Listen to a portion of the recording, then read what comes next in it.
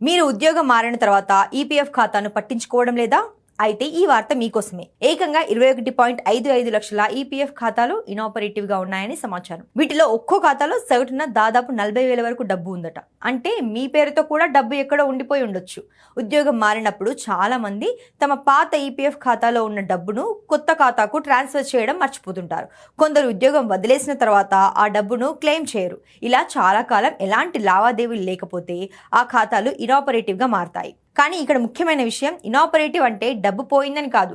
మీ ఈపీఎఫ్లో ఉన్న మొత్తాన్ని నిబంధనల ప్రకారం తిరిగి క్లెయిమ్ చేసుకునే అవకాశం ఉంటుంది. మీరు గతంలో ఒకటి కంటే ఎక్కువ కంపెనీల్లో పనిచేసి ఉంటే మీ పాత ఈపీఎఫ్ అకౌంట్స్ ఎన్ని ఉన్నాయో ఒకసారి చెక్ చేసుకోవడం మంచిది. ప్రత్యేకంగా ఉద్యోగం మారినప్పుడు యూఏఎన్ ద్వారా పాత ఈపీఎఫ్ మొత్తాన్ని కొత్త ఖాతాకు ట్రాన్స్ఫర్ చేశారా లేదా అనేది కూడా పరిశీలించాలి. ఇక్కడ ఇంకో ముఖ్యమైన విషయం, ఈపీఎఫ్ అనేది కేవలం ఉద్యోగం చేస్తున్నప్పుడు ఉపయోగపడే ఖాతా కాదు.